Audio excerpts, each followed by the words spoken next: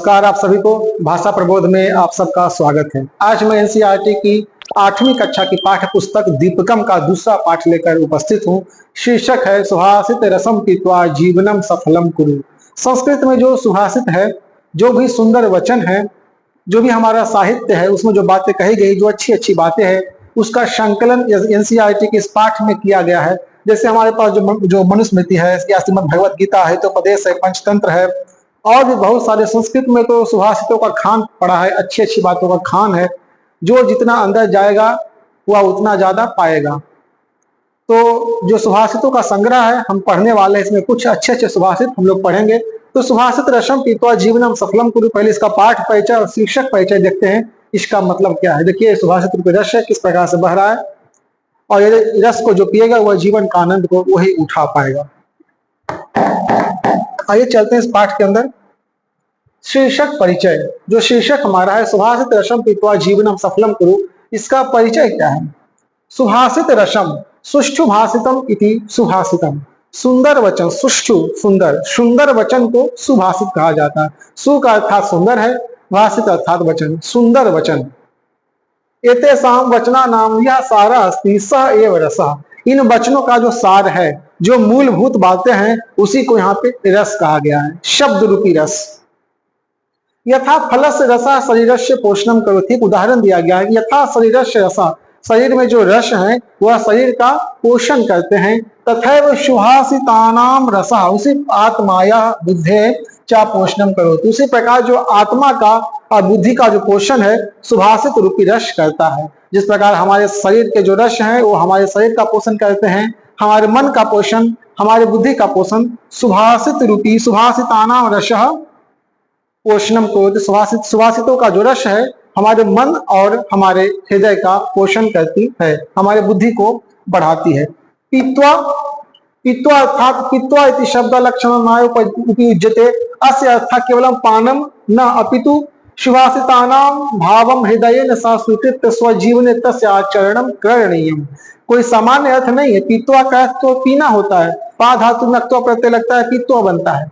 लेकिन यहाँ पीने का अर्थ केवल सामान्य पीने से नहीं है, बल्कि केवलम पानम न, लक्षणा में इसका अभिधा लक्षणा साहित्य में हम लोग को पढ़ने का था। तो जो अभिधा में बातें जो कही जाती है, जैसी बातें होती है वैसी कही जाती है। लक्षणा में कहा कुछ और जाता है, अर्थ उसके साथ कुछ और भी निकलता है। यहाँ पीने के अर्थ केवल पीना नहीं, अपितु सुभाषितानाम का जो भाव है उसे हृदय के द्वारा सह स्वीकृत, हृदय के द्वारा स्वीकार कर अपने जीवन में उसे आचरण के रूप में ढालना है। जो कुछ सुभाषितानी में कहा गया है हम उसे आचरण में यदि नहीं ढाल पा रहे हैं तो उसका कोई मतलब नहीं है। जीवनम सफलम कुरु, यदा मनुष्य सतपथम गच्छति, सतपथम अर्थात सच्चे पथ पे, कर्तव्य के मार्ग पे, कर्तव्य का जब बोध हो जाता है तो व्यक्ति कर्तव्य का मार्ग का चयन करता है। यदा मनुष्य सतपथम गच्छति परोपकारम करोति, दूसरे के उपकार करता, धैर्यम धरति, धैर्य धारण करना सीखता है। तदैव तस्य जीवनम सार्थकम भवति, तब उसका जीवन सार्थक है। हमारे जीवन को सार्थक करने के लिए हमें परोपकार, धैर्य, ज्ञान, बुद्धि इत्यादि की आवश्यकता होती है। सुभाषितानाम ज्ञानमेव जीवनम, जीवन साफल्याय कुंचिका अस्ति, कुंचिका अस्ति, ये कुंचिका है। सुभाषित जो है जीवन सफल करने का कुंचिका है, कुंजी है। यह कुंजी जिसको मिल गया उसका जीवन सफल हो गया। सुभाषित में बातें क्या की जाती है, यही बातें की जाती है हमें जीवन कैसा जीना चाहिए, हमें कैसा व्यवहार करना चाहिए, हमें दूसरे लोगों के साथ कैसा बर्ताव करना चाहिए। यदि आप ये जान जाएंगे तो बताइए जीवन में कभी असफल होंगे। आपको पता हो जाए कि हमें अपने शिक्षकों से कैसे बात करना है, कैसे अपना काम करवाना है, अपने से बड़ों से कैसे बात करनी, छोटों से कैसे बात करनी, समाज में क्या व्यवहार करना है। हम पढ़ लिख के यही तो सीखते हैं ना, हमें समाज में जीना कैसे है, एक अच्छा नागरिक बनते हैं। सुभाषित भी आपको एक अच्छा नागरिक बनाता है, अर्थात आपके जीवन को सफल बनाता है। हिंदी भावार्थ इसका है, मधुर वचनों के ज्ञान रूपी रस को अपने जीवन में अपनाकर और उनका पालन करके जीवन को सफल बनाओ, यह इस शीर्षक का सामान्य अर्थ है। आगे चलते हैं। देखिए, सुंदर सा तस्वीर है सुभाषित रूपी रस का हमने बनाया है आपके लिए। सुभाषित इति पदस्य पाठ परिचय हम लोग पढ़ लें। सुभाषित इति पदस्य अर्थ अस्ति सुष्ठु भाषितम यत् सम्यक प्रकारेण कथितम अस्ति, जो कुछ ठीक प्रकार से कहा जाए वह सुभाषित है। अस्मिन् पाठे विभिन्नेभ्यः ग्रंथेभ्यः संगृहीतानि अष्टौ सुभाषितानि सन्ति। कितने सुभाषित पढ़ेंगे इस पाठ में हम लोग? 8। कितने पढ़ेंगे? 8। कुल 8 सुभाषित हम लोग पढ़ने वाले हैं। वो कहां से लिए गए सुभाषित? विभिन्न ग्रंथों से संग्रह किए गए हैं। एतानि सुभाषितानि न केवलम श्रोतुम मधुरानि अस्ति। हाँ, सुभाषित सुनने में भी मधुर होता है। यदि उसका अर्थ, संस्कृत भाषा ही ऐसी है कि आपको इसका अर्थ न भी समझ में आए लेकिन सुनने में बड़ा आनंददायी होता है ना? तो वही कह रहा है कि न केवलम श्रोतुम मधुरानि भवन्ति अपितु मानवानां जीवने मार्गदर्शनम कुर्वन्ति। अपितु न केवल सुनने में अच्छे हैं बल्कि हमारे जीवन को मार्गदर्शन भी करते हैं या मार्गदर्शन करने में भी बेहतर है। अस्मिन् पाठे परोपकारस्य परिश्रमस्य ज्ञानस्य सत्यस्य च महत्व प्रतिपादितम् अस्ति। इस पाठ में परोपकार, परिश्रम, ज्ञान और सत्य का महत्व का प्रतिपादन किया गया था। 3 चीजों के बारे में बताया गया है। एतेषां श्लोकानां अनुसरणेन मनुष्य स्वजीवनं सफलम उदात्तम च कर्तुं शक्नोति। इन सब जो श्लोक हैं उन्हें पढ़ने से, अपने जीवन में धारण करने से मनुष्य अपने जीवन को सफल बना सकता है, उदात्त बना सकता है।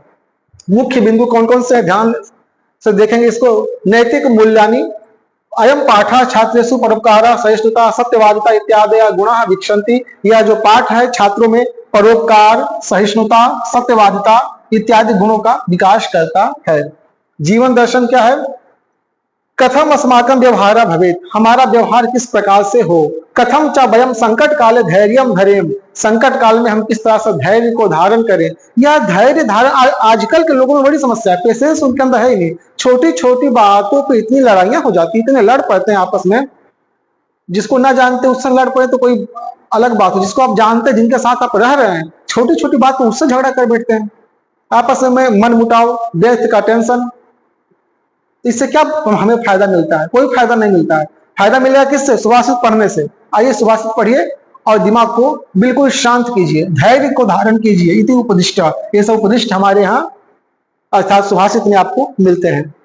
संस्कृत वाङ्मय वैशिष्ट्यम क्या क्या है? संक्षिप्त वाक्येषु महत्तार्थस्य प्रतिपादनम सुभाषितानां मुख्य वैशिष्ट्यम अस्ति। संक्षिप्त थोड़ी थोड़ी बातों में है ना, बड़ी बातें कह दी जाए।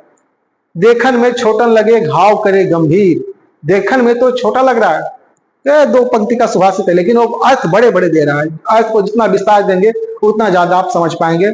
और सबसे बड़ी बात है, सुभाषित को जीवन में धारण करना। जीवन में धारण नहीं कर रहे हैं तो फिर इसका कोई मतलब नहीं है। ये पहला सुभाषित आ गया हमारे सामने। आइए इसको पढ़ते हैं आज। गाय, आराम आराम से पढ़िएगा, मेरे पीछे अपने दोहराएंगे तो आपको याद हो जाएगा। एकदम वादा है हमारा। गायन्ति देवा किल गीतकानि, धन्यास्तु ते भारत भूमि भागे। स्वर्गापवर्गास्पदमार्गभूते, भवन्ति भूयः पुरुषा सुरत्वात्। फिर से एक बार। गायन्ति देवा किल गीतकानि, धन्यास्तु ते भारत भूमि भागे। स्वर्गापवर्गास्पदमार्गभूते, भवन्ति भूयः पुरुषा सुरत्वात्। पदच्छेद अन्वय देखते हैं इसका। पदच्छेद है, अन्वय है। पदच्छेद में हम क्या कहते हैं? जो सामासिक शब्द हैं, संधि के कारण मिले हुए शब्द हैं, उनको हम तोड़ तोड़ के अलग अलग बांट लेते हैं, उसे बोलते हैं पदच्छेद। गायन्ति देवा किल गीतकानि, धन्या तु ते भारत भूमि भागे। ये विष्णु पुराण का श्लोक है 2-3-24, है ना। स्वर्ग अपवर्ग आस्पद मार्ग भूते, भवन्ति भूया पुरुषा सुरत्वात्। भारत भूमि भागे ये भवन्ति ते धन्या। इस देखते हैं कि गायन्ति देवा किल गीत, देवा गायन्ति, देवता गाते हैं, किल गीत का निश्चित रूप से, है ना। देवता निश्चित रूप से गीत गाते हैं, इसकी प्रशंसा करते हैं, इनके बारे में, इसके बारे में बातें करते हैं। किसके बारे में बात करते हैं? कि धन्यास्तु ते धन्यास्तु, वे धन्य है। कौन धन्य है भैया? कौन धन्य है? कौन महान है? जो भारत भूमि भाग में हैं, अर्थात जो भारत में निवास करते हैं, जो भारतीय हैं। भारत का भूभाग कहां से कहां तक है? मैंने पिछले श्लोक में आपको बताया होगा, पिछले सुभाषित का आपने वीडियो देखे होंगे कक्षा 7 के, तो उसमें हमने बताया कि भारत का भूभाग कहां से कहां तक है। हिमालय से लेकर हिंद महासागर के बीच का सारा भूभाग भारत कहलाता है और वहां रहने वाले लोग भारतीय कहलाते हैं। तो ये कह रहे हैं कि जो भारत भूभाग में जन्म लेते हैं वे धन्य हैं, क्योंकि देवता भी इसकी गीत गाते हैं, इस क्षेत्र की, इस भूमि की प्रशंसा करते हैं। चंदन है इस देश की माटी, तपोभूमि हर ग्राम है, हर बाला देवी की प्रतिमा, बच्चा बच्चा राम है। ये धरती सचमुच में बड़ी महान धरती है, जितने अवतार हुए सब इस धरती पे हुए। अब इस धरती को और आगे बेहतर प्रशंसित बनाने की जिम्मेदारी हमारी है। हम केवल पूर्वजों के नाम पे आगे बढ़ते रहे, ऐसा नहीं होना चाहिए। इस पर गर्व करना है हमें अपने पूर्वजों पे, और इससे और बेहतर बनाना है। सोचो ऐसी धरती कि देवता भी यहाँ के लोगों की प्रशंसा करते हैं कि वो जो भारत भूभाग में रह रहे हैं वो लोग धन्य हैं। क्यों धन्य भाई? क्योंकि स्वर्ग पवर्गा पद मार्ग भूत है। स्वर्ग और अपवर्ग दोनों का जो मार्ग भूत है वह यह भूमि है। यहीं से वो रास्ता जाता है स्वर्ग का, और यहीं से वो रास्ता जाता है अपवर्ग का। अपवर्ग अर्थात मोक्ष। मोक्ष मोक्ष का मतलब समझते हैं? ये जो जन्म हुआ, फिर मृत्यु हुआ, फिर जन्म हुआ, फिर मृत्यु, फिर जन्म, फिर तो चक्र गोला घूमते रहता है। इस चक्र से आजाद हो जाना, बाहर निकल जाना, चक्रव्यूह से बाहर निकल जाना मोक्ष है। जहां ना जन्म है ना मृत्यु है, सब आपके लिए समान हो जाए स्थिति, वहां मोक्ष है। तो मोक्ष, इस जन्म मृत्यु के बंधन से छूटकर मोक्ष की प्राप्ति भी इसी धरती से होती है। तो स्वर्ग पवर का जो मार्गभूत है, भवंती भूया पुरुषा सुरत्वा, देवता कहाँ रहते हैं? स्वर्ग में रहते हैं। तो स्वर्ग में अपने पुण्य के कारण निवास करते हैं। स्वर्ग में अपने पुण्य के कारण देवता निवास करते हैं, और जब उन्हें जब उनका पुण्य क्षीण होता है, और पुण्य क्षीण होने के पश्चात, पुण्य समाप्त होने के पश्चात यदि उन्हें धरती पे आना पड़ता है, क्योंकि स्वर्ग में आप तभी तक रह सकते हैं जब तक आपका पुण्य संचित है, वो धीरे धीरे क्षय होता जाता है। तो देवता बार बार इस धरती पे आना चाहते हैं। भूयः मतलब पुनः पुनः, पुरुषा सुरत्वात्, है ना। वो जो देवता है वह पुरुष रूप में इस धरती पे बार बार आना चाहते हैं, क्योंकि यह भारत भूमि धन्य है। यह भारत भूमि धन्य है, यहाँ निवास करने वाले धन्य है, क्योंकि देवता इसके गीत गाते हैं, इसकी प्रशंसा करते हैं, यहाँ बार बार जन्म लेना चाहते हैं पुण्य की समाप्ति के पश्चात। और ये पूरा भूभाग ही जो है स्वर्ग अपवर्ग का मार्ग पदभूत है। भारत भूमि भागे ये भवंती ते धन्याः इति देवा गायन्ति गीतकानि किल स्वर्गास्त पवर्गास्पद मार्ग भूते, भारत भूमि भागे तू देवा सुरत्वात् भूया पुरुषा भवंती। ये अन्वय है। ये सारे अन्वय जो पदच्छेद है एनसीईआरटी से लिए गए सीधे सीधे। देखिए यहाँ पे भारत का झंडा लहरा रहा है, जय तो भारतम जय तो संस्कृतम वाला, कितना सुंदर झंडा है।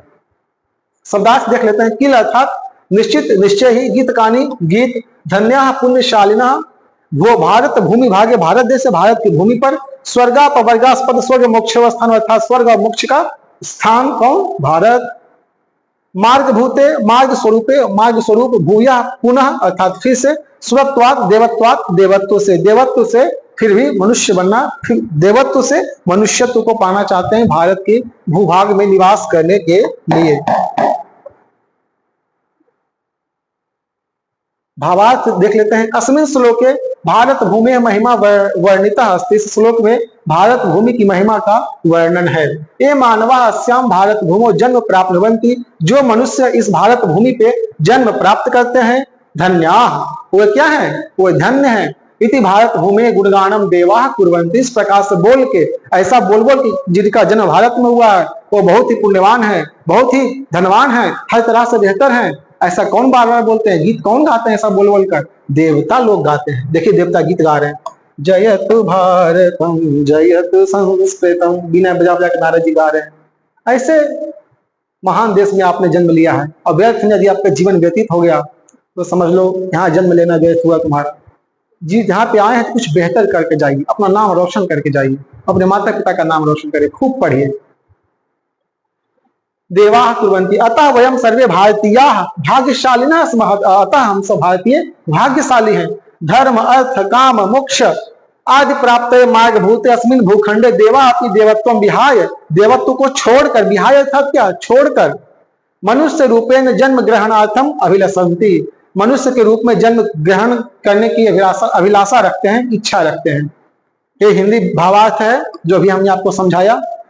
यह श्लोक कहां से लिया गया? तो विष्णु पुराण में यह श्लोक भारत को एक पवित्र भूमि के रूप में प्रस्तुत करता है, जो आध्यात्मिक उन्नति और मोक्ष प्राप्ति के लिए अत्यंत महत्वपूर्ण है।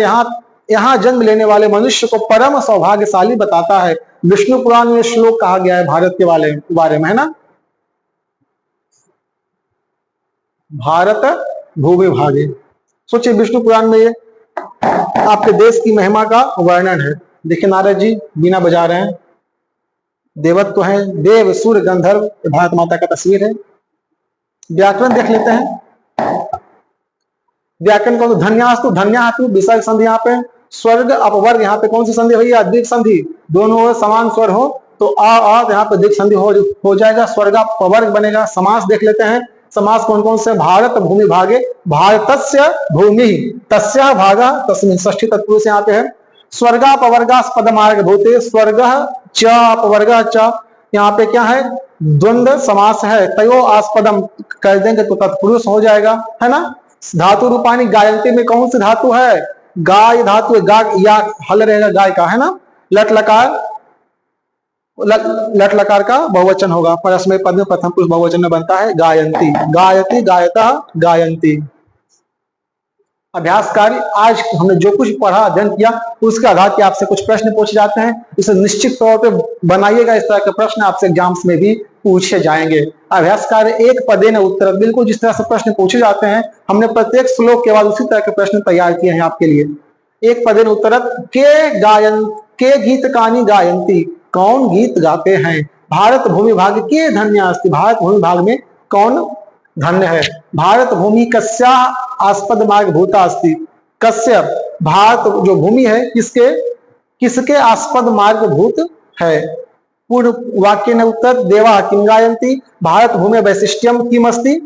अब भाषिक कार्य अत्यंत महत्वपूर्ण है, इसे बिल्कुल मत भूलिएगा। इसको भी आई अंग्रेजी में बोले तो वेरी वेरी इंपॉर्टेंट में भाषिक कार्य को आप रखिएगा। मोक्ष इति पद से कहा पर्याय श्लोक प्रयुक्त, मोक्ष के लिए कौन सा पर्याय पद आया है?